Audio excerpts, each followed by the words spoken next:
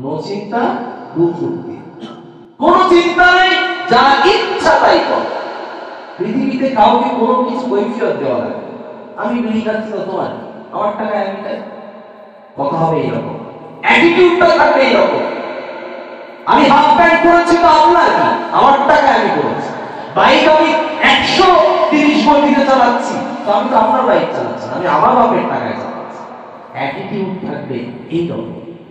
আমি নোংরা পোশাক পরেছি তো কি হয়েছে, আমি আমার টাকায় করেছি, আপনার টাকায়। একটা ব্যক্তি সে আল্লাহকে বিশ্বাস করে কিন্তু ইবাদত বন্দেগী করতে ভালো লাগে। মরণের যখন সময় কাছাকাছি এসে গেছে, লোকটা ছেলেদেরকে ডেকে বলছে, এক কাজ করবি, কবর যখন আমাকে দিবি, কবরে দেওয়ার সময় কবরের ওই যে বাঁশগুলো দিবি ওইগুলো দিবি শুকনো শুকনো। কেন বলছে, সেইটা আমি কবরে গিয়ে খুঁজে দিই। ওর সন্তানদেরকে ওসিয়ত করে গিয়ে কবরের শূন্য বাঁশ ছেলেমেয়েরা দিয়েছে, আর কাপড়টাও পুরাতন দেখে মতো দিবি, সব থেকে পুরাতন, ভুল করে নতুন দিবি। সেই মনে করে সন্তানদের কথা শুনে সন্তানরাও কথা মোতাবেক ওসিয়ত মোতাবেক সব কাজ করলো। কবরে যখন ফেরেশতা তুলেছে, বলছে মান রব্বুকা, বলছে কিসের মান রব্বুকা? কেন বলছে কিসের মান রব্বুকা মানে কি? বলছে দেখতে পাচ্ছ না উপরে শূন্য বাঁশ, তার মানে কি আমি পুরাতন না। বলছে দেখতে পাচ্ছ না গায়ের কাপড়টা কি পুরাতন, তার মানে কি আমি নতুন বলি না, আমি পুরাতন। আল্লাহর সঙ্গে এই চালাকি চলে? কে বলছে আমি কবরে নতুন আসি না, আমি পুরাতন। ফেরেশতা বলছে তুই যদি পুরাতনই হয়ে থাকিস, তোর গায়ের গোস্ত পচে নাই কেন, তোর গায়ের চামড়া এখনো টাটকা কেন? বলছে হ্যাঁ তাই তো, এটা তো ঠিক কথা। তোর গায়ে এখনো পোকা লাগে নাই কেন? হ্যাঁ তাই তো, এটাও ঠিক কথা। তোর গা থেকে এখনো গন্ধ বের হচ্ছে না কেন? কর্পূরের গন্ধ কেন, আতরের গন্ধ কেন? বোঝাতে যাচ্ছিলাম কবরের ভিতরে গেলে যত চালাকি পৃথিবীতে চলবে, কিন্তু কবরের সফটওয়্যার আলাদা। ওখানে আমার বুদ্ধি, আমার বিবেচনা, আমার চালাকি কিছুই চলবে, কিচ্ছু চলবে। নাহমাদুহু ওয়া নুসাল্লি আলা রাসূলিহিল কারীম, আম্মা বা'দ। আউযু বিল্লাহি মিনাশ শাইতানির রাজীম। বিসমিল্লাহির রাহমানির রাহিম। إن الله لا يستحيي أن يضرب مثلا ما بعوضة فما فوقها فأما الذين آمنوا فيعلمون أنه الحق من ربهم وأما الذين كفروا فيقولون ماذا أراد الله بهذا مثلا يضل به كثيرا ويهدي به كثيرا وما يضل به إلا الفاسقين। পবিত্র কোরআনের ধারাবাহিক তাফসীর আলোচনার আজকের আলোচনা সূরাতুল বাকারা এর 36 নম্বর আয়াত। আয়াতকে সম্মুখে রেখে সংক্ষিপ্ত কিছু কথা বলে আজকের আলোচনা সমাপনী করব ইনশাআল্লাহ তাআলা। আল্লাহ পাক রব্বুল আলামিন তিনি জানান, ইন্নাল্লাহা লা ইয়াস্তাহি আন ইয়াদরিবা মাসালান মা বাউদাতান ফামা ফাওকাহা। নিশ্চয় মহান আল্লাহ মশা এবং এর থেকেও ক্ষুদ্র ক্ষুদ্র প্রাণী উপমা আল্লাহ পবিত্র কোরআনে তিনি দিতে মানুষকে শিক্ষা দেওয়ার জন্য এই সমস্ত ছোট্ট ছোট্ট প্রাণী বা বস্তুর কথা উল্লেখ করতে আল্লাহ লজ্জা বোধ করেন না। এরপর আল্লাহ বললেন, ফাআম্মাল্লাযীনা আমানু ফায়া'লামুনা আন্নাহুল হাক্কু মির রাব্বিহিম। অতএব এই বিষয়ে যারা ঈমানদার তারা জানে এই সত্য তাদের প্রতিপালকের পক্ষ থেকে এসেছে এবং এটাতে তারা বিশ্বাসও করে। কিন্তু পরোক্ষভাবে যারা কাফের, যারা অস্বীকারী, যারা আল্লাহতে বিশ্বাস করে না এবং ইসলাম বিরোধী শক্তি, وَأَمَّا الَّذِينَ كَفَرُوا فَيَقُولُونَ مَاذَا أَرَادَ اللَّهُ بِهَذَا مَثَلًا। যারা বিশ্বাস এর বিপরীতে যারা থাকে, অবিশ্বাসী যারা, তারা বলে মহান আল্লাহ কি এমন উদ্দেশ্য আছে? এই সমস্ত ক্ষুদ্র ক্ষুদ্র প্রাণী, ক্ষুদ্র ক্ষুদ্র বস্তু উপমা দিয়ে থাকে, উদাহরণ দিয়ে থাকে, এগুলো দিয়ে তিনি কি বোঝাতে চাচ্ছেন? আল্লাহ পাক রব্বুল আলামিন তিনি বলছেন, ইউদিল্লু বিহি কাসীরান ওয়া ইয়াহদি বিহি কাসীরা। আসল ব্যাপার হলো এর দ্বারা অনেকেই বিভ্রান্ত হয়, আবার অনেকেই এই বিষয়গুলো দেখে আল্লাহর পথে সৎ পথে পরিচালিত হয়। আল্লাহ এরপরে বলছেন, ওমা ইউদিল্লু বিহি ইল্লাল ফাসিকিন। বস্তুত তিনি ফাসিকদের ছাড়া কাউকে বিভ্রান্ত করেন না। পবিত্র কোরআনকে মানুষ অধ্যয়ন করে, মুসলমানরাও অধ্যয়ন করে, এবং আমাদের ভিতরে কিছু এমন মানুষ আছে পবিত্র কোরআনের বিভিন্ন রকম উপমা নিয়ে যারা বিশব্দার করে। এই সম্ভবত 2-4 দিনের ভিতরেই মুর্শিদাবাদের বেলডাঙ্গাতে কোন ব্যক্তি, কেউ একজন আছেন, তিনি পবিত্র কোরআনের বিভিন্ন আয়াতকে নিয়ে তিনি ব্যঙ্গ করেছেন। সে একজন মুসলমান, এখানে আল্লাহ কি বলছে, ওমা ইউদিল্লু বিহি ইল্লাল ফাসিকিন। আমি এটা লম্বা সময়ের ঘটনা বলছি না, 1 সপ্তাহের ভিতরেরই ঘটনা বলছি। যদি মনে হয় এই বিষয়টাকে নতুন করে জাস্টিফাই করবেন, তাহলে মুসলমানদের বিরুদ্ধে একজন মুসলিম সাংবাদিক আছে, তার নাম শফিকুল ইসলাম, তার একটা চ্যানেল আছে আরামবাগ।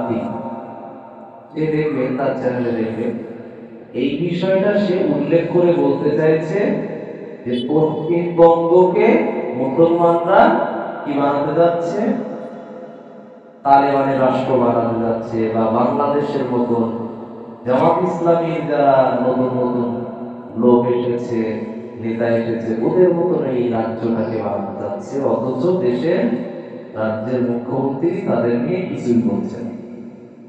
আমি এটা আগে দেখতে পাইনি, কিন্তু তোমার সংবাদ থেকে দেখতে পেয়েছি। তিনি একজন মুসলিম, নাম শফিকুল ইসলাম, পরিপূর্ণ মুসলিম বিরোধী। তিনি মূলত আমি বলতে চাইছি, উনি যে লোকটার বিষয় নিয়ে প্রমোট করেছে, সে সরাসরি পবিত্র কোরআনের বিরোধিতা করেছে, পবিত্র কোরআনের আয়াতকে নিয়ে কটাক্ষ করেছে, কটু কথা বলেছে, বিভিন্ন রকম নিজের মতো উল্টোপাল্টা ব্যাখ্যা দিয়েছে। তো সেটা নিয়ে তাকে প্রমোট করেছে, তার সাপোর্ট, তার পক্ষপাতিত্ব।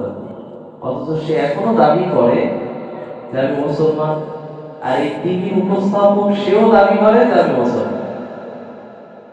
সে বলে না যে আমি অমুসলিম বা ইসলাম থেকে বের হয়ে এসেছি, আমি মুসলিম দলের নেই, আমার নামটা মুসলমান কিন্তু আমি মুসলিম দলের নেই, এটা বলেও না। কোন দাবিও করে, এবং শুক্রবারের নামাজ পড়ে, নামাজও পড়ে। আমি বোঝাতে চাচ্ছি, আল্লাহ পাক রব্বুল আলামিন তিনি ফাসিকদেরকে কখনোই তিনি হেদায়েতের রাস্তা দেন না। কারণ ফাসিকরা কি করে, সর্বসময় খুব খুঁজতে থাকে দুর্বলতা, ইসলামের দুর্বলতা তারা খুঁজতে থাকে। অথচ থাকে কোথায়? ইসলামের গণ্ডির ভিতরে, ইসলামের বাউন্ডারির ভিতরে থাকে, কিন্তু সে সবসময় দুর্বলতা খুঁজতে থাকে ইসলাম পক্ষের লোকদের এবং ইসলাম পক্ষের বিষয়ে সবসময় দুর্বলতা খুঁজতে থাকে। এটা ফাসিক বলা হয়। এবারে এই আয়াতের সার্বিক ব্যাখ্যায় আছে। আল্লাহ পাক রব্বুল আলামিন এই আয়াতের যেটা ব্যাখ্যায় তিনি জানাচ্ছেন, ফাতহুল কাদির এবং তাফসীর ইবনে কাসির, এই দুটো তাফসীরের বর্ণনা এক যতটুকু পেয়েছি। আল্লাহ বলছেন, ইন্নাল্লাহা লা ইস্তাহি আন ইয়াদরিবা মাসালান মা বাউদাতান ফামা ফাওকাহা। আল্লাহ বলছেন যে নিশ্চয়ই আমি আল্লাহ মশা এবং মশার মতো ক্ষুদ্র ক্ষুদ্র প্রাণীর কথা আমি উল্লেখ করতে, দৃষ্টান্ত দিতে আমি কোনো লজ্জা বোধ করি না। এটার অর্থ কি? এই কথার অর্থ মুফাসসিরিন কেরাম তারা ব্যাখ্যা দিয়েছেন, পৃথিবীটা হলো একটা কি, পৃথিবী একটা জায়গা। এই জায়গাটাকে বিশ্বনবীর কাছেও এবং আল্লাহর কাছেও একটা মশার ডানা সম পরিমাণ দাম নাই। আল্লাহ রাসূল সাল্লাল্লাহু আলাইহি ওয়াসাল্লাম তিনি রাস্তা দিয়ে হেঁটে যাচ্ছেন, সাহাবীদের দেখে বলেন, ও সাহাবীরা একটু দাঁড়াও। দাঁড়াতে বলে আল্লাহ রাসূল বলেন, এই যে দেখতে পাচ্ছ এখানে একটা কি আছে বলো তো? বললো, তো মরা ছাগল পড়ে আছে। আল্লাহ রাসূল বললেন, সাহাবীরা এই ছাগলটাকে কিনবে। আল্লাহ রাসূলের দিকে সবাই ফিরে তাকিয়ে হাসছে। ইয়া রাসূলুল্লাহ, আমি কেমন প্রশ্ন করব, মরা ছাগল কেউ কিনে নাই? তখন সাহাবায়ে কেরামের দিকে লক্ষ্য করে আল্লাহ রাসূল তিনি বললেন, এই মরা ছাগলের, মরা বকরি, এই মরা ছাগলের বাচ্চার যতটা দাম পৃথিবীর ততটাই দাম। পৃথিবীর কোনো মূল্য নাই, এই জায়গাটা আমার কাছে কতটা মূল্যবান এটা নিয়েও আল্লাহ রাসূল সাল্লাল্লাহু আলাইহি ওয়াসাল্লামকে একটা সময় একজন সাহাবী ওমর ফারুক রাদিয়াল্লাহু আনহু তিনি এসে বলছেন, ইয়া রাসূলুল্লাহ, আপনি মসজিদে নববীতে শুয়ে আছেন, আপনার জায়গাটা কেমন?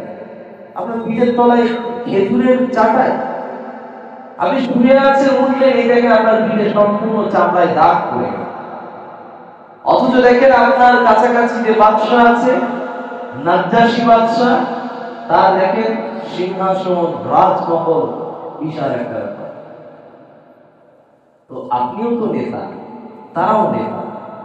আপনিও বর্তমান সময়ে আপনি মদিনা এবং মক্কার বিভিন্ন জায়গাতে আপনার রাজত্ব চলে এসেছে, আপনার ক্ষমতা চলে এসেছে, আপনার কাছে পাওয়ার আছে, আপনি তো পরিচালক। বর্তমান সময়ে রাজনীতি বিষয়ক আপনি একজন রাষ্ট্র নেতা, তো তারাও রাষ্ট্র নেতা, আপনিও রাষ্ট্র নেতা। আপনার কিছুই নাই, এটা আপনার সঙ্গে তো যাচ্ছে না। আপনি আরেকটু দূরে যদি চলে যান, পারস্য, রোম, তাদের সাম্রাজ্য কি, তাদের আরাম আয়েশের সিংহাসন এবং তাদের কাছে যারা প্রজা আছে, তাদের কাছে যারা নাগরিক আছে, এই নাগরিকদের যেই রকম আরাম আয়েশের ব্যবস্থা আছে, তার ন্যূনতম পরিমাণ আপনার কাছে। আল্লাহ রাসূলকে ওমর ফারুক কি অফার করলেন, ইয়া রাসূলুল্লাহ, আমি কি আপনাকে সুন্দর একটা শোয়ার জন্য, একটা ভালো ঘুমানোর জন্য একটা ভালো ব্যবস্থা করব না? আল্লাহ রাসূল তাকে উত্তর দিয়ে বললেন, সাহাবী শোনো, পৃথিবীটা আমার কাছে চলতি পথে খুব দূরত্ব একটা জায়গাতে যাব, তো চলতি পথে আমার মাঝখানে একটু শরীর ক্লান্ত হয়ে গেল, একটা গাছ পেলাম, গাছের নিচে আমি কতক্ষণ থাকবো বলতো?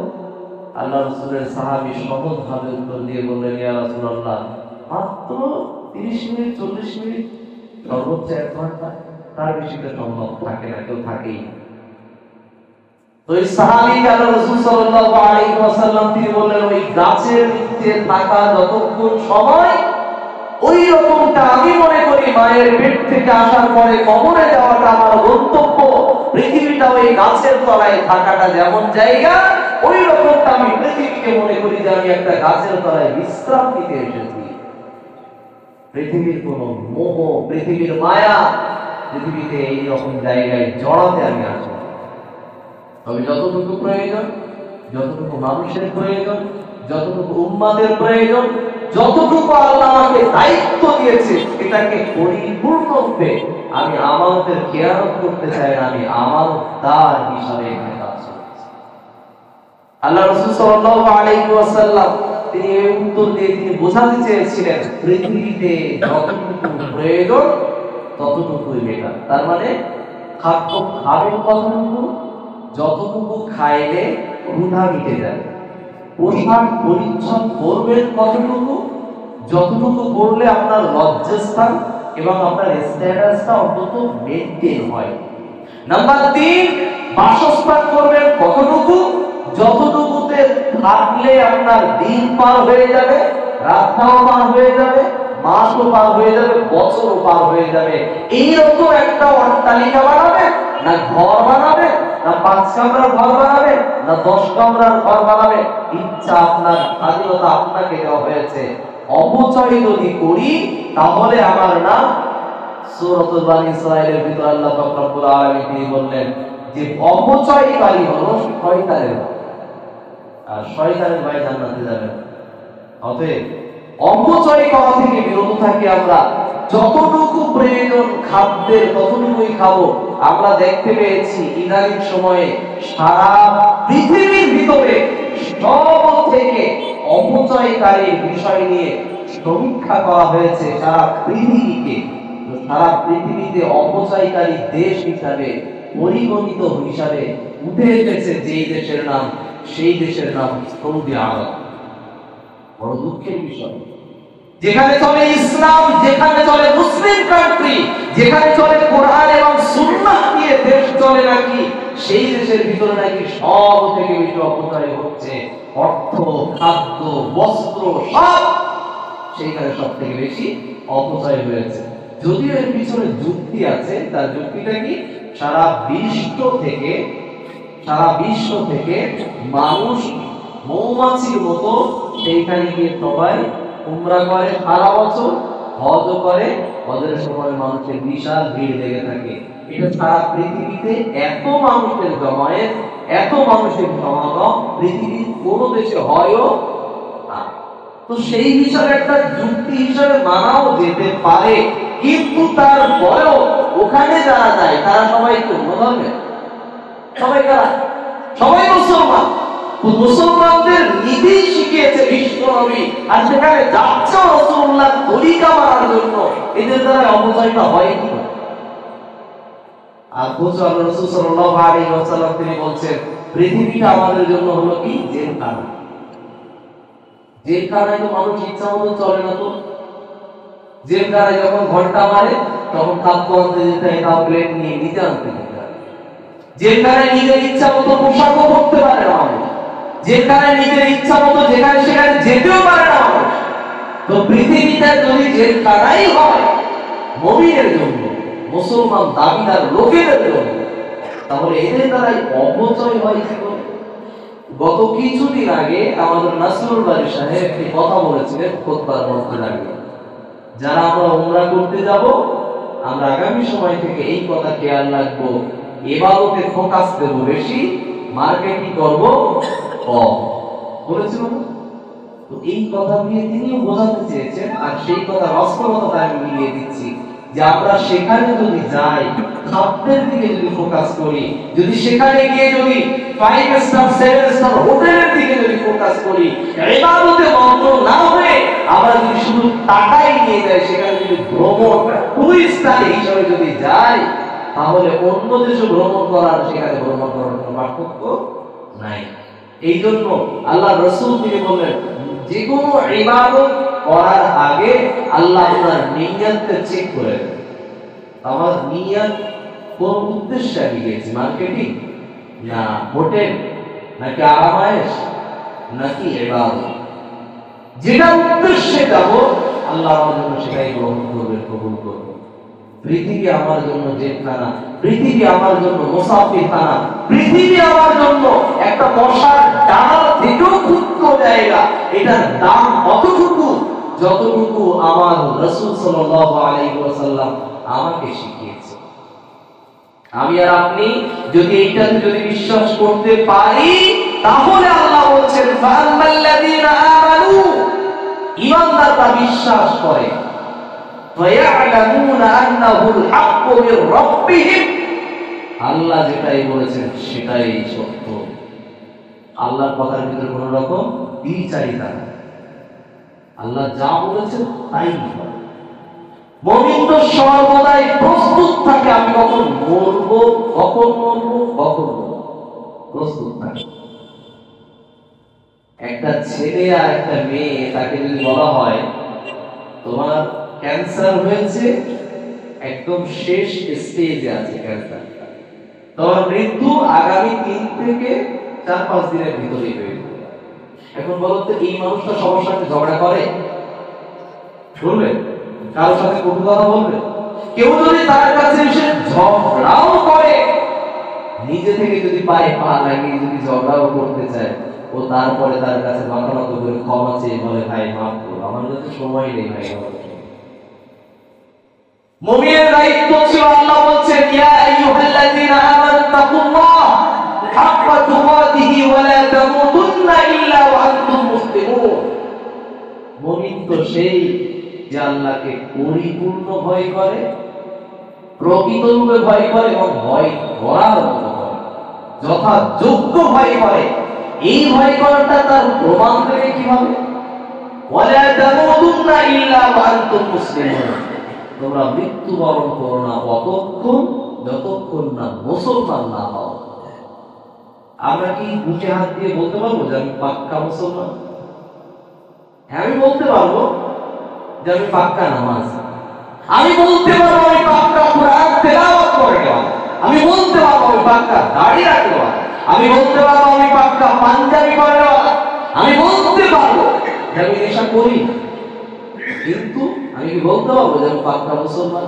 যে আমি মুখে দাবি যদি করি, তারপরেও আমার ঈমান, আমার মগজ, আমার আত্মা, আমার চিন্তা ভাবনা আমাকে ধরিয়ে দেবে যে আমি পাক্কা মুসলমান হয়েছি কি হইনি। বর্তমানে আগে যদি মানুষকে জিজ্ঞাসা করা হতো যে ওই লোকটার চরিত্র কেমন, তো সেই লোকটার চরিত্র সম্পর্কে জানতে গেলে কোথায় জানতে হতো না? তার মায়ের কাছে জানতে হতো, 2 নাম্বার তার ভাই বোনের কাছে জানতে হতো, অথবা মা বাবার কাছে জানতে হতো। এবং তার যদি বিবাহ হয়ে যায় তো তার চরিত্র, তার ব্যবহার, তার আখলাক কেমন সেটা তার স্ত্রীর কাছ থেকে জানতে পারা যেত। কিন্তু বর্তমান সময়ে বিবাহ হোক আর না হোক, বাড়ি থাক পাই না থাক, তার চরিত্র জানা যাবে যদি তার মোবাইলকে চেক করা হয়। বর্তমান সময়ের মানুষগুলোর বয়স যেমনই হোক না কেন, মানুষের চরিত্রকে একদম মাটির তলায় কবর দিয়ে দিয়েছে মোবাইল নামক। কেন এই কথা বলেছি? পৃথিবীর সব থেকে সবকিছু ইবাদতের ভিতরে মজা নষ্ট করে দিয়েছে তার নাম মোবাইল, তার নাম ডিভাইস নামক কম্পিউটার, তার নাম ল্যাপটপ। বর্তমান বিশ্বে যত রকম যান্ত্রিক সভ্যতা আসছে, সব কিছু মানুষের ঈমানকে ধ্বংস করার নতুন নতুন পায়তারা শুরু করা হয়েছে। আমি বোঝাতে যাচ্ছি, আল্লাহ বললেন আল্লাহকে পরিপূর্ণ ভয় করে এবং মুসলমান না হয়ে মনো না। এই কথা বলার কারণ মুসলমান সর্বসময় রেডি থাকে, আজরাইল আসো তোমাকে স্বাগত, ওয়েলকাম, কোনো সমস্যা নেই। বিশ্বনবী প্রস্তুত ছিলেন। এরকম আমরা এই নবীর উম্মত, আমরা নবী মুসার উম্মত নয়। নবী মুসার কাছে যখন মালাকুল মউত আসলো, এসে বললো যে কি আপনার মৃত্যুর সময় হয়ে গেছে, চলেন আপনাকে আল্লাহর সাথে সাক্ষাৎ করতে হবে। কিন্তু আপর একটা দূরের দিনের চর, এত জোরে চর মেরেছে, ওই চরের জ্বালায় আজরাইলের এক চোখ কান। আল্লাহর কাছে গিয়ে বলল, আল্লাহ বড় একটা অভিযোগ করেছি। আল্লাহ তো সবই জানেন। আল্লাহ তারপরে জিজ্ঞাসা করলেন ঘটনা কি? পাঠালাম নবী মুসার জান কবজ করতে, আসতে খালি হাতে, আবার চোখ কান। আল্লাহর কাছে তখন এই ফেরেশতা গিয়ে বলল, আল্লাহ গিয়েছি তোমার নবীর কাছে, তোমার নবী দেখো আমাকে চোখ কানা করে পাঠিয়ে দিয়েছে। তখন আল্লাহ জিজ্ঞাসা করলেন কেন, সেখানে কেউ সে কিছু বলেনি? তখন মালাকুল মউত বলছে এই কথা যে তোমার নবী বলেছে প্রথম কথা আমার সামনে আসার পরে প্রথমে তুমি কি করনি? আদমের সাথে সালাম দাও, এটা তোমার বিয়াদবির শাস্তি। 2 নাম্বার, আল্লাহ আমাকে যা কবজ করে, পৃথিবীর বহু মানুষ আছে, আমার এলাকার বহু মানুষ আছে যাদের কাছে হেদায়েতের কথা এখনো পৌঁছানো সম্ভব হয়নি। তাদের কাছে হেদায়েতের কথা পৌঁছানোর দায়িত্ব নেই। এই জন্য আল্লাহর কাছে চলে যাও, জ্ঞান সময় নেই। কিন্তু আমার নবীর কাছে যখন মালাকুল মউত এলেন, আল্লাহ রাসূল একবার মানা করেন, তিনি ওয়েলকাম করেছেন, তিনি স্বাগত জানিয়েছিলেন, মালাকুল মউত আসো। ফাতেমাকে বললেন মালাকুল মউত এসেছে, দরজা থেকে তাকে স্বাগত জানাও, সরে যাও। এবং আয়েশাও পাশে ছিলেন, মালাকুল মউতকে স্বাগত জানাও। সেই নবীর উম্মত আমরা। আমাদের মেন্টালিটি কেমন হবে? আমরা তো নবী মুসার উম্মত না, আমরা তো নবী মুহাম্মদুর রাসূলুল্লাহ সাল্লাল্লাহু আলাইহি ওয়াসাল্লামের উম্মত। সেই উম্মতের দায়িত্ব কি? মগজের চিন্তাধারা থাকবে কেমন? থাকবে তো নবীর মত। নবী ছিলেন, মালাকুল মউতকে কোনো রকম তোষামত করেননি, কোনো রকম অভিযোগ করেননি, কোনো রকম কথাই বলেননি, আসো যা কবর। এই নবীর চরিত্র থেকে আমাদের শিক্ষা এবং শিক্ষা নিতে হবে এটাই যে মৃত্যুর জন্য মুসলমান প্রস্তুত থাকে। আর মৃত্যুর জন্য যে লোকটা প্রস্তুত থাকে সে মানুষের সঙ্গে অন্যায় করে না, মানুষকে কষ্ট দেয়, মানুষকে কটু কথা বলে না, এবং মানুষের সঙ্গে বিশেষ করে হুকুকুল ইবাদ আল্লাহর সঙ্গে সম্পৃক্ত গুনাহ আল্লাহ মাফ করতে পারে। মানুষের সঙ্গে সম্পৃক্ত গুনাহ মানুষ ক্ষমা না করলে আল্লাহ ক্ষমা করে না।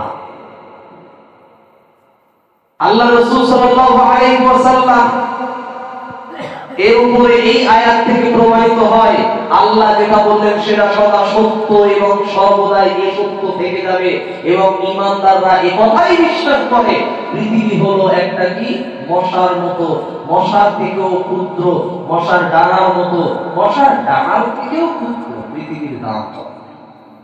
এরপরে যদি এইটা কাফেরদের কাছে জিজ্ঞেস করা হয় পৃথিবীটা কেমন তোমার কাছে, কাফেররা কি, কাফেরদের সম্পর্কে ঈশ্বর বলছেন পৃথিবী হলো কি দুনিয়া সিজনুল মুমিন ওয়া জান্নাতুল কাফির, পৃথিবীটি হলো কাফেরের কাছে জান্নাতি একটা বাধা, আরামায়েশের জায়গা, নো চিন্তা দুর্ফুর্তি, কোনো চিন্তা নেই, যা ইচ্ছা তাই কর। পৃথিবীতে কাউকে কোনো কিছু কৈফিয়ত দেওয়া লাগে, আমি বিড়ি খাচ্ছি তো তোমার, আমার টাকায় আমি খাই, কথা হবে এইরকম, অ্যাটিটিউডটা থাকবে এইরকম।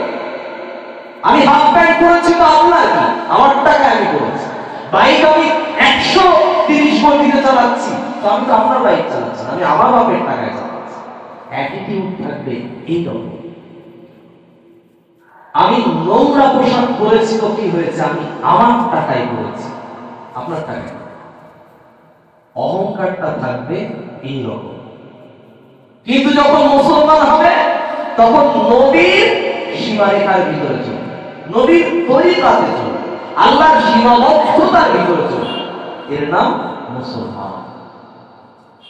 কিন্তু কাফেররা এটাকে সম্পূর্ণ আল্লাহর কথায় থাকে না, নবীর কথায় থাকে না। আল্লাহ বলছেন এই মশার ডানা, মশার মতো ক্ষুদ্র প্রাণীর উদাহরণ, এটা নিয়ে যারা ঈমানদার তারা হেদায়েত প্রাপ্ত হবে, যারা বেঈমান কাফের তারা পথভ্রষ্ট হবে, এবং যারা মুসলমানদের ভিতরেই থাকবে, এদের ভিতরে কিছু মানুষ থাকবে তাদেরকে বলা হয় ফাসিক। এই ফাসিকদেরকে আল্লাহ কখনো পথ দেখাবে, তারা যদি নিজে পরিবর্তনশীল না হয়। ফাসিকদেরকে আল্লাহ কখনো এদেরকে কি করেন না, বস্তুত ফাসিক ছাড়া কাউকে বিভ্রান্ত করেন না। তার মানে এই কথাগুলোকে নিয়ে অনেক আমাদের মুসলমান নামক ব্যক্তি যারা কুৎসা করে, উল্টো পাল্টা কটু মন্তব্য করে, এদেরকে আল্লাহ পাক রব্বুল আলামিনের ভাষায় বলা হয়েছে ফাসিক। এই সমস্ত মুসলমান নামধারী নামক ফাসিক হওয়া থেকে, এই রকম বৈশিষ্ট্য থেকে আল্লাহ যেন আমাদের সকলকে মুক্ত রাখেন, আমিন। পবিত্র কোরআনের ধারাবাহিক তাফসীর আলোচনার আজকের আলোচনা সূরাতুল বাকারা এর 27 নম্বর আয়াত। আল্লাহ রাব্বুল আলামিন এই আয়াতের ভিতরে তিনি জানান আল্লাযীনা ইয়ানকুদুনা আহদাল্লাহি মিন বা'দি মিসাকিহি, যারা আল্লাহর সঙ্গে দৃঢ়ভাবে প্রতিজ্ঞাবদ্ধ হওয়ার পর তা ভঙ্গ করে, ويقطعون ما أمر الله به أن يوصل ويفسدون في الأرض, এবং ওই সব সম্বন্ধ ছিন্ন করে যেই সম্পর্ক, যেই সম্বন্ধ আল্লাহ পাক রব্বুল আলামিন ছিন্ন করতে নিষেধ করেছে। এরপরে আল্লাহ বলেন এবং যারা ভূপৃষ্ঠে বিবাদ সৃষ্টি করেন তারাই ক্ষতিগ্রস্ত। এই আয়াতে তাফসীর করতে গিয়ে মুফাসসিরিনে কেরাম তারা কয়েক রকম তারা মতামত দিয়েছে। এক নাম্বার, আল্লাহ পাক রব্বুল আলামিন তিনি প্রথমে এখানে জানিয়েছেন যারা আল্লাহর সাথে দৃঢ়ভাবে অঙ্গীকারে আবদ্ধ হয়েছে, এই সমস্ত মানুষরা আল্লাহর ওই অঙ্গীকারগুলোকে অক্ষুণ্ণ করছে, বা আল্লাহ যে সমস্ত বিষয়গুলোকে সম্পর্ক রেখে দিতে বলেছেন সেই সম্পর্কগুলোকে তারা ছিন্ন করে বেড়ায়, এবং জমিনের উপরে এরা অশান্তি করে, বিবাদ সৃষ্টি করে। আল্লাহ পাক রব্বুল আলামিনের এই আয়াতের ব্যাখ্যা যদি আপনি জানতে চান, আরেকটি সূরা দেখতে পারেন, সূরাতুর রাদ এর 19 থেকে 25 নম্বর আয়াত পর্যন্ত এই আয়াতে সংক্ষিপ্ত কিছু বিবরণ বলা হয়েছে। আল্লাহ পাক রব্বুল আলামিন এখানেও সেম একই রকম বাক্য ব্যবহার করেছেন, যার অর্থ এমনই, যারা আল্লাহর সাথে দৃঢ়ভাবে অঙ্গীকারে আবদ্ধ হওয়ার পর সেটা ভঙ্গ করে এবং সম্পর্ক অক্ষুণ্ণ রাখতে আল্লাহ আদেশ করেছে, কিন্তু তারা তা ছিন্ন করে এবং এরা পৃথিবীতে অশান্তি সৃষ্টি করে রাখে। আমরা দেখতে পাচ্ছি আল্লাহ বলছেন কি তাদের জন্য লানত এবং তাদের জন্য রয়েছে মন্দ জায়গা, অর্থাৎ থাকার জায়গা, খুব খারাপ জায়গা তাদের থাকার জায়গা হবে।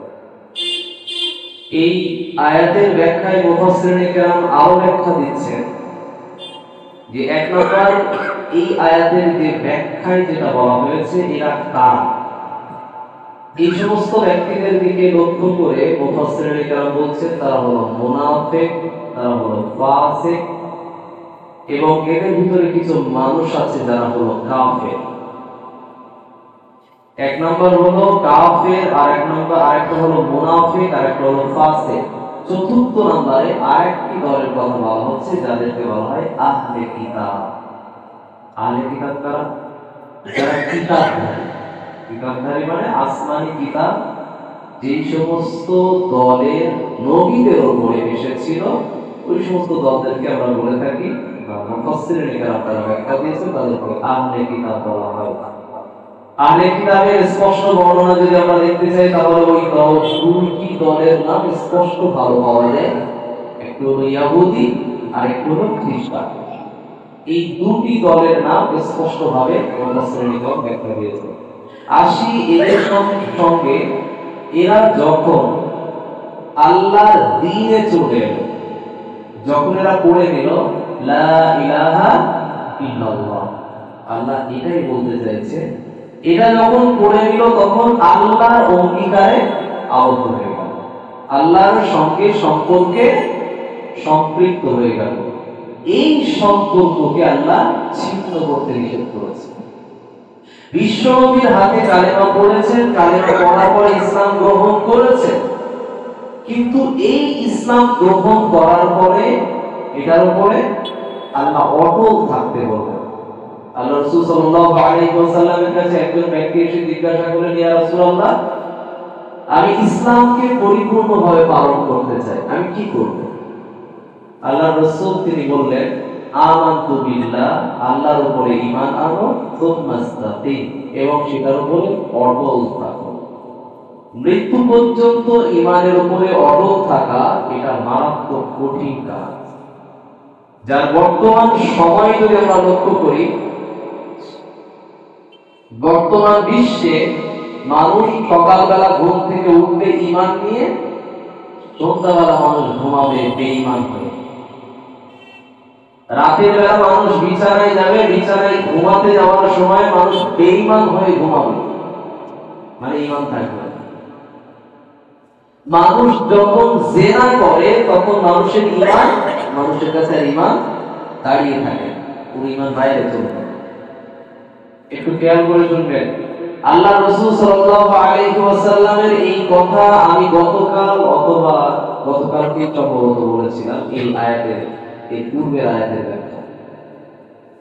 আগে এখান থেকে 10-20 বছর আগের মানুষের চরিত্র সম্পর্কে জানতে হলে কয়েকজনের কাছে জিজ্ঞেস করলেই পাওয়া যাবে। 1 মা, 2 বাবা অথবা ভাই বোন পরিবার, 3 নাম্বার তার স্ত্রী যদি বিবাহিত হয়, অথবা তার স্কুলের যে সমস্ত বন্ধু বান্ধব আছে তাদের কাছে জিজ্ঞেস করলে তার চরিত্র সম্পর্কে জানা যাবে। কিন্তু বর্তমানে মানুষের চরিত্র সম্পর্কে যদি জানতে হয়, তার মোবাইলটাকে হাতে নিয়ে নিলে পুরো মোবাইলটাকে গ্যালারি বলেন, ক্রোম ব্রাউজার বলেন, ইউটিউব গ্যালারি বলেন, হিস্টরি চেক করলে ওর চরিত্র কেমন, ওর মানসিকতা কেমন, ওর অন্তর কেমন, কি দেখতে চাই, ওর নাফসের চাহিদা কি, এই মানুষটার চরিত্র পরিস্ফুটিত হবে। আমি বোঝাতে যাচ্ছি, মানুষ যখন জিনা ব্যভিচারের কোনো কিছু করতে চায় তখন তার কাছে ঈমান থাকে না, ঈমান চলে যায়। ওই অবস্থাতে যদি মৃত্যুবরণ করে তাহলে ঈমান বিহীন অবস্থায় থাকলো।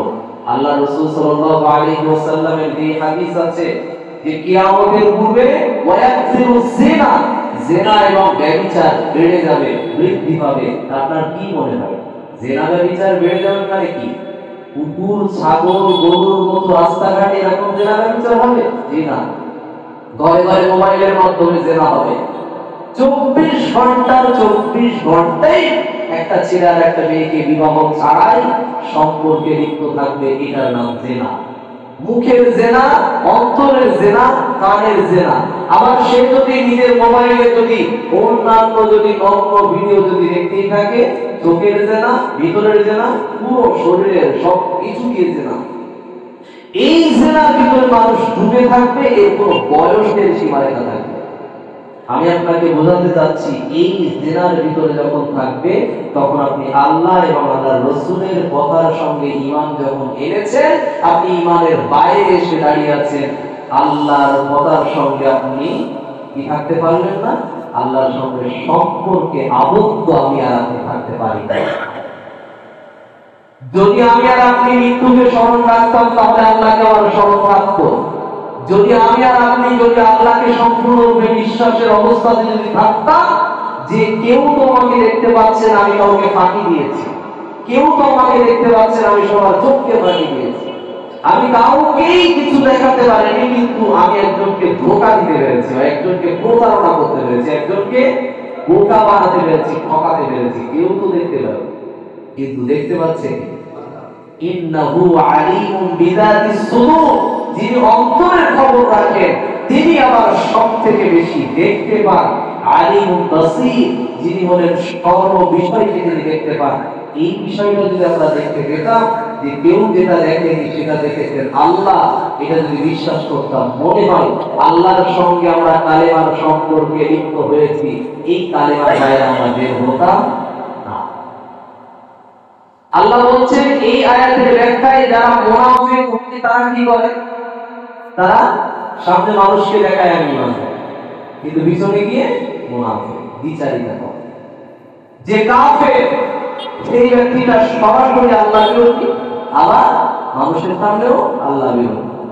যে আহলে কিতাব সে যুক্তি দিয়ে বোঝাতে চায় যে আমি আল্লাহর পক্ষের লোক, কিন্তু কোরআনকে মানে না, নবীর নেতৃত্বকে মানে না, নবীর নবুয়ত প্রাপ্ত জীবনটাকে অনুসরণ করে, তার কারণে তারা বেঈমান। তারা ইহুদি গ্রন্থ, তাওরাত গ্রন্থ, ইনজিল গ্রন্থ এর বিকল্প অনেক কিছু ভাষা বের করে সেই পরিবর্তনশীল কিতাবকে মেনে চলে, কিন্তু পবিত্র কোরআনকে না মানার কারণেই তারা ঈমানদার নয়। আল্লাহ পাক রব্বুল আলামিন তিনি যখন আমাদেরকে সৃষ্টি করেছিলেন তখন আমাদের কাছ থেকে প্রতিজ্ঞা নিয়েছিলেন, একটা ওয়াদা নিয়েছিলেন। এই ওয়াদাটা রূহের জগতে ছিল। আমাদেরকে আল্লাহ জিজ্ঞাসা করেছিলেন, আলাস্তু বিরাব্বিকুম, আমি তোমাদের রব নই, আমি তোমাদের প্রতিপালক নই? কেন? আল্লাহ বলছেন কারণ আমি আল্লাহ কি করেছি? সূরাতুত তিনের ভিতরে আল্লাহ পাক রব্বুল আলামিন তিনি কি বললেন? এইখানে আল্লাহ পাক রব্বুল আলামিন তিনি বলেন, আমি আল্লাহ মানুষের চেহারা, মানুষের আকৃতিকে সৃষ্টি করেছি তাকওয়ীম, ফি আহসানি তাকওয়ীম, সর্ব উৎকৃষ্ট আকৃতি দিয়ে মানুষের শারীরিক আকৃতিকে আমি তৈরি করেছি। আবার আমি আল্লাহ মানুষের কথা বলার শক্তি দান করেছি, আল্লামাহুল বায়ান। সূরাতুর রহমানের ভিতরে আল্লাহ বলছেন আমি মানুষকে সৃষ্টি করেছি, মানুষের কথা বলার শক্তি দান করেছি, ক্ষমতা দান করেছি। এই আল্লাহই বলছেন যে আমি কি তোমাদের প্রতিপালক নই? আল্লাহ আমাদের চলার পথ দেখিয়ে দিয়েছেন, আমাদের বিভিন্ন রকম রাস্তা দেখিয়ে দিয়েছেন, আমাদের চলার জন্য, পদ্ধতির জন্য, তরিকা মানার জন্য বিশ্ব নবীকে দিয়েছেন, যিনি হলেন সমস্ত নবীদের সর্দার, যিনি হলেন শেষ নবী, যিনি সমস্ত নবীদের সেরা নবী। এই নবীর উম্মত হিসেবে আমাকে বানানোর পরে আল্লাহ বলছেন যে আমি তোমার কাছ থেকে ওয়াদা নিয়েছি যে তুমি আমার সঙ্গে সম্পর্কে লিপ্ত আছো কিনা, থাকবে কিনা। যদি আপনি আল্লাহর সঙ্গে সম্পর্কে যদি লিপ্ত না থাকে তাহলে উলাইকা হুমুল খাসিরুন, তাহলে আমি আর আপনি, আমরা আর আপনারা, আমরা সকলেই ধ্বংসপ্রাপ্ত জাতি হিসাবে পরিগণিত হবে। এটার 2 নাম্বার ব্যাখ্যায় বলা হয়েছে কি, আত্মীয়তার সম্পর্ক যারা দৃঢ় রাখে, যারা আত্মীয়তার সম্পর্ক যারা মজবুত রাখে, রক্তের সম্পর্ক যারা মজবুত রাখে, তারা হলো আল্লাহর কাছে ওয়াদাবদ্ধ জাতি। এই আল্লাহর কাছে ওয়াদাবদ্ধ জাতি হিসাবে যদি আমরা আমাদের সংসারের ভিতরে যদি বরকত আনতে চাই, তাহলে 1 নম্বরে কাজ করতে হবে আত্মীয়তার সম্পর্ক বজায় রাখতে হবে। আত্মীয়তার সম্পর্ক বজায় কিভাবে রাখবেন? সমস্ত আত্মীয় স্বজনদের সঙ্গে যত রকম বিবাদ আছে, বিবাদকে সেরে ফেলতে হবে, মিটিয়ে ফেলতে হবে, শেষ করে দিতে হবে। যত রকম বিবাদ, যত রকম সমস্যা সব শেষ করতে হবে। সে বাদ দিয়ে রেখেছে, কিন্তু আমি তাকে সালাম দিয়ে ক্ষমা চেয়ে তার কাছ থেকে মাপ চেয়ে তার কাছে আমি মানসিকতার পরিচয় দেব। আমি মানুষ, সে অমানুষ হতে পারে, কিন্তু আমি মানুষ। সে নবীর উম্মত হিসাবে কাজ না করতে পারে, মানুষকে ক্ষমা না করতে পারে, আমি নবীর উম্মত হিসাবে নবীর বৈশিষ্ট্য আমার ভিতরে ভরে রাহমাতাল লিল আলামিনের মতো, দয়ার নবীর মতো দয়াল মানসিকতা মাথায় নিয়ে চিন্তা ভাবনা করে তাকে আমি ক্ষমা করে দিয়ে তার সঙ্গে সম্পর্ক আমি ভালো রাখবো। যদিও আমার বাবা আমাকে জমিতে ফাঁকি দিয়েছে, যদিও আমার ভাই আমাকে জমিতে ফাঁকি দিয়েছে, যদিও আমার আত্মীয়তার ভিতরে যতজন মানুষ আছে এরা বেশিরভাগ মানুষ আমাকে প্রতারণা করেছে, আমাকে ধোঁকা দিয়েছে, ফাঁকি দিয়েছে, কিন্তু আমি আল্লাহর কথা অনুপাতে চলার জন্য তাদের সঙ্গে আমি সম্পর্ক ভালো রাখবো। যদি আমি রাখতে পারি তাহলে আমার সংসারের ভিতরে বরকত আসবে, তার সংসারে নয়। যদি সে কোন রকম ভাবে অন্যায় আমার কাছে করে, সে তার জন্য ফল ভোগ করবে। কিন্তু যেহেতু আমি তার সাথে ভালো ব্যবহার করেছি, আমি তার সাথে উত্তম আচরণ করতে পেরেছি, আমি তার সাথে বিবাদ মিটিয়ে নিয়েছি, আমি তার কাছে ক্ষমা চেয়েছি, ব্যাস আল্লাহ আমার দিক থেকে আমাকে সাকসেস রেখে দেবে। আমার সংসারের ভিতরে কোন রকম বালা মুসিবত কিছুই দেবে, আল্লাহ আমাকে রহমতের জরিয়ে আমাকে নিয়ে নেবে। তাই আমরা সকলেই চাই যে আল্লাহ রাসূল সাল্লাল্লাহু আলাইহি ওয়াসাল্লামের কথা অনুপাতে আমরা ঈমানের উপর অটল থাকবো, আল্লাহর ওয়াদার ভিতরে আমরা সীমাবদ্ধ থাকবো, এবং যত রকম আত্মীয়তার সম্পর্ক আছে সেই সম্পর্কগুলোকে আমরা সুদৃঢ় করব, আত্মীয়তার সম্পর্ককে আমরা মজবুত করব ইনশাআল্লাহ। আল্লাহ তাআলা আমাদের সকলকে তৌফিক দান, আমিন। পবিত্র কোরআনের ধারাবাহিক তাফসীর আলোচনার আজকের আলোচনা সূরাতুল বাকারা এর 28 নম্বর আয়াত। আল্লাহ পাক রব্বুল আলামিন আয়াতে তিনি জানান, কাইফা তাকফুরুনা বিল্লাহি ওয়া কুনতুম আমওয়াতান ফাআহইয়াকুম সুম্মা ইউমীতুকুম সুম্মা ইউহয়ীকুম। আল্লাহ পাক এই আয়াতের ভিতরে তিনি জানাচ্ছেন, তোমরা আল্লাহকে কিভাবে অস্বীকার করো, অথচ যেই আল্লাহ তোমাদের জন্য অনুগ্রহ স্বরূপ কি কি করেছেন।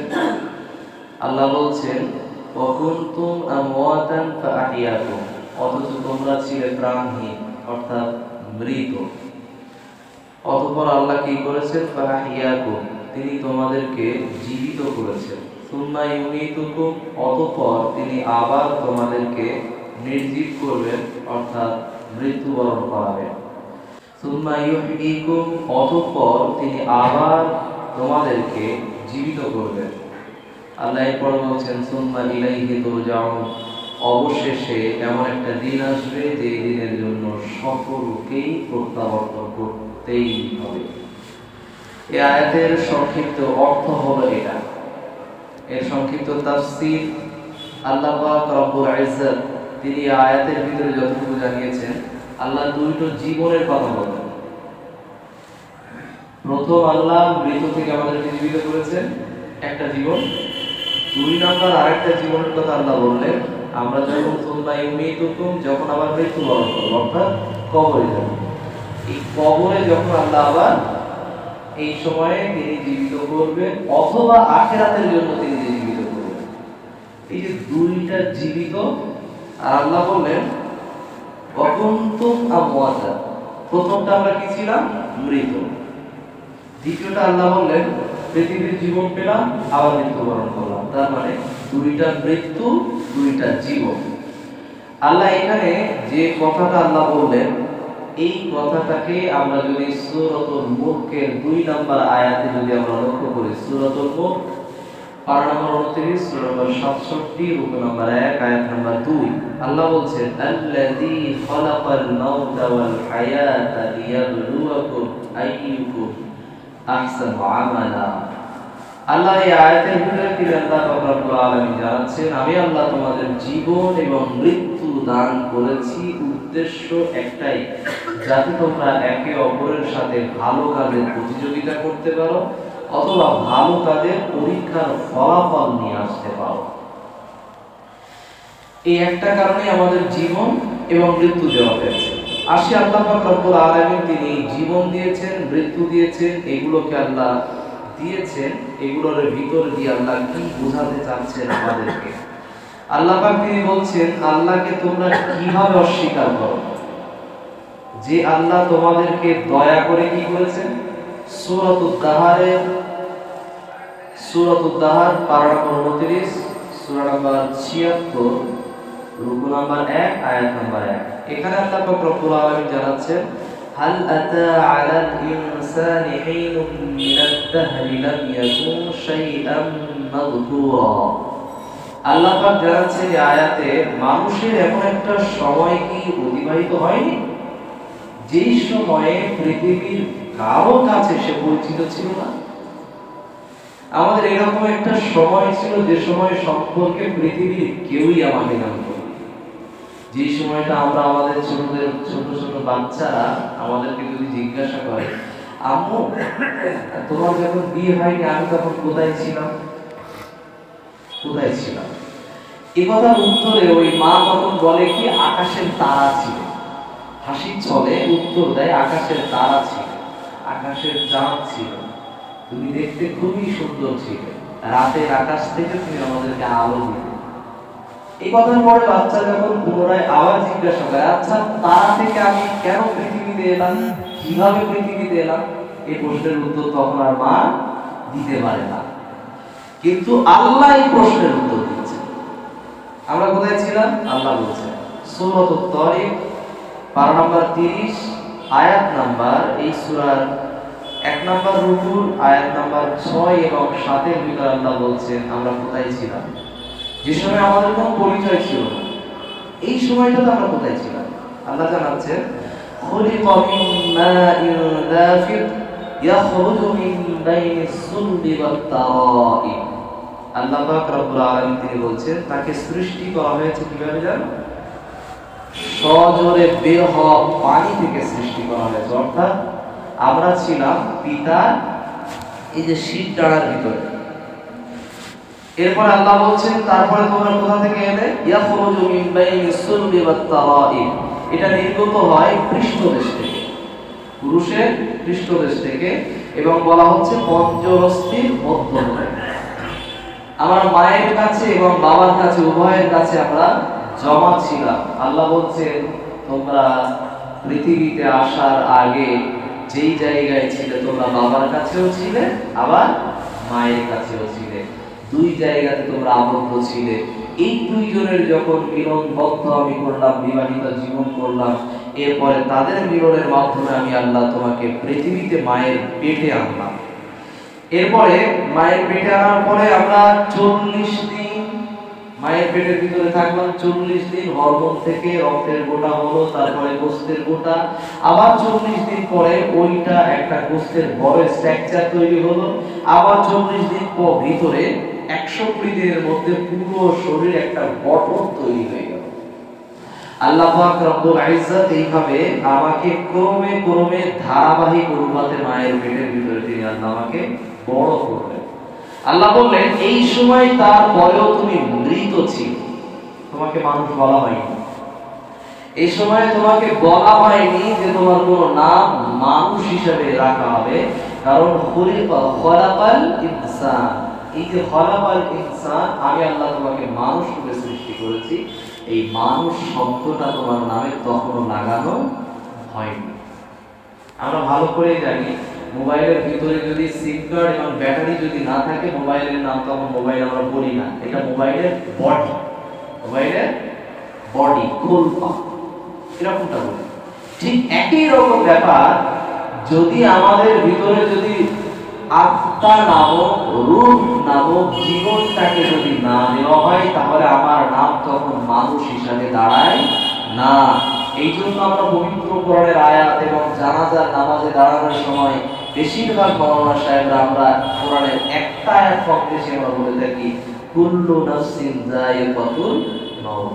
এই যে কুল্লু নাফস, নাফস শব্দের অর্থ যদি আপনি দেখেন, তো নাফস শব্দের অর্থ আপনি পাবেন রূহ, জীবন। তো আমার ভিতরে যদি জীবন না আসে, আমার নাম তখন মানুষ নয়। তো 120 দিনের আগে আমি মানুষ ছিলাম না, আমি মৃত ছিলাম। আমি একটা মৃত জীবন্ত একটা লাশ ছিলাম। এর ভিতরে যতক্ষণ রূহ না দেওয়া হলো, আমি ততক্ষণ পর্যন্ত মানুষ হিসেবে পরিচিত লাভ করি নাই। আল্লাহ পাক রব্বুল আলামিন তিনি বলছেন, এই যে জীবন ব্যবস্থা আমি তোমাকে দিলাম, প্রথমে তুমি আমাকে ওই মায়ের পেটে যখন তোমাকে আমি জীবন দিয়ে দিলাম, এই জীবন দেওয়ার পরে এবারে কি লাগবে বলেন তো? মানুষ যখন মানুষ হিসেবে পরিগণিত হয়, মানুষের বডি যখন তৈরি হয়ে যায়, তার ভিতরে সবথেকে বড় একটা চাহিদা কাজ করে, সেটার নাম ক্ষুধা। খিদে লাগা একটা কাজ করে, পিপাসার একটা কাজ করে। এই পিপাসা এবং ক্ষুধা এটা নিবারণ করবে কে? এটাও আল্লাহ পাক রব্বুল আলামিন বিনা দাবি, বিনা আন্দোলন, বিনা কথা, বিনা প্রার্থনাতে আমি আল্লাহ পাক রব্বুল আলামিন তোমাকে দিয়েছি। খাদ্য দ্রব্য যা কিছু চাওয়া পাওয়ার সব কিছু আমি ফ্রিতে দিয়ে দিয়েছি। আল্লাহ বলছেন, ওই সময় তোমরা মৃত ছিলে, মৃত হওয়ার পরে যখন জীবন্ত হলে, তখন তোমাকে খাদ্য এটা সেটা সবকিছু মায়ের নাভি থেকে, তোমার নাভি থেকে আমি আল্লাহ সবকিছু সরবরাহ করলাম। আমি আল্লাহ পারতাম তোমার গাল দিয়ে খাদ্য সরবরাহ করতে, আমি আল্লাহ করি নাই।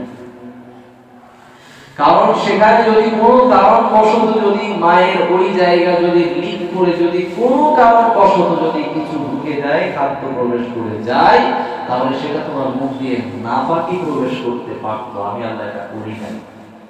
যেই মুখ দিয়ে তুমি পৃথিবীতে আসার পরে আমি আল্লাহর নাম ডাকবে, মা নামক পবিত্র নামটাকে ডাকবে, ওই মুখটাকে আমি আল্লাহ অপবিত্র করি নাই। আমি আল্লাহ ওই মুখটাকে পবিত্র রেখেছি, ওই হাতটাকেও সুন্দর রেখেছি, নাভির দ্বারা নাভি থেকে তোমার খাদ্য আমি সরবরাহ করেছি। এই সময় তুমি মৃত ছিলে, এরপরে তোমাকে আমি রূহ নামক জীবন দিয়ে দিলাম। জীবন দেওয়ার পরে ওই মায়ের পেট থেকে যখন স্থান ত্যাগ করে পৃথিবীতে আসে, পৃথিবীর অক্সিজেন, কার্বন ডাই অক্সাইডের সবকিছু হাওয়া ছোঁয়া পেয়ে তুমি পৃথিবীর সব কিছুর সঙ্গে তুমি তাল মিলিয়ে চলেছো। এই সময় তুমি আল্লাহকে ভুলে গেলে, ওই আল্লাহকে অস্বীকার করতে শুরু করলে, যে আল্লাহ তোমাকে বিনা দাবিতে, বিনা আন্দোলনে, বিনা প্রার্থনায় সব দিয়েছে, সেই আল্লাহকেই ভুলে গেলে।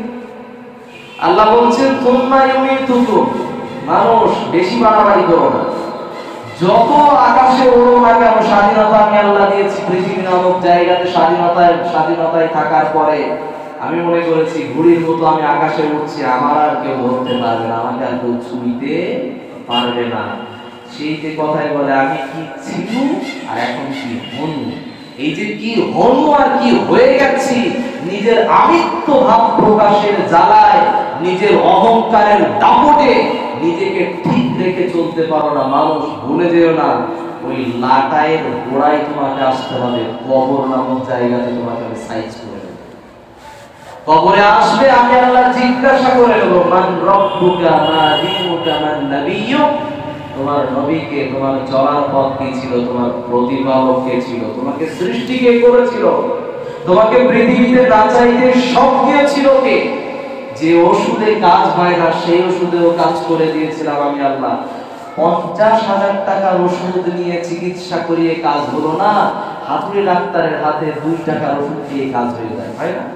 এরকমটা হয়। তো এইরকম কাজ করিয়েছিলাম, ওই ওষুধে আমি আল্লাহ করিয়েছিলাম। কারণ কি? ওই রোগটার একটা আমি এক্সপায়ারি ডেট রেখেছিলাম, ওই ডেটটা 2 টাকার ওষুধে কাজ হয়ে গেছে।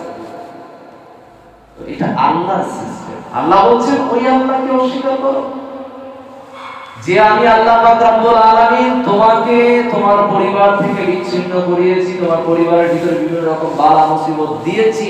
আমার বালা মুসিবত থেকে বড় ব্যবসা বড় জীবিকা ওরা বানিয়েছি তোমার দ্বারাই। 200, 500, 2000, 10,000 মানুষ তোমার দ্বারাই ইনকাম করে পেটের রিজিক ইনকাম করে খায়। এরপরে তুমি সে আল্লাহকে ভুলে গেলে। আল্লাহ বলছেন সুম্মা ইউমিতুকুম, কবরে তো আসতেই হবে, সুম্মা ইউহয়িকুম, সেখানেও জীবিত করব, জীবিত করে তোমাকে তারপরে আমি দেখব। আমাকে ভুলে যাও, আমাকে ভুলতে গেলে কোনো রকম ভাবে পার পাবে না। আল্লাহ পাক তিনি বলছেন সুম্মা ইউহয়িকুম সুম্মা ইলাইহি তুরজাউন। মনে করছো কবরের ভিতরে চালাকি করবে? কবরের ভিতরে চালাকি করার মাধ্যম কি? একটা ব্যক্তি সে আল্লাহকে বিশ্বাস করে কিন্তু ইবাদত বন্দেগী করতে ভালো লাগে। তো মরণের যখন সময় কাছাকাছি এসে গেছে, লোকটা তার ছেলেদেরকে ডেকে বলছে এক কাজ করবি, কবর যখন আমাকে দিবি, কবরে দেওয়ার সময় কবরের ওই যে বাঁশগুলো দিবি ওইগুলো দিবি শুকনো শুকনো। কেন?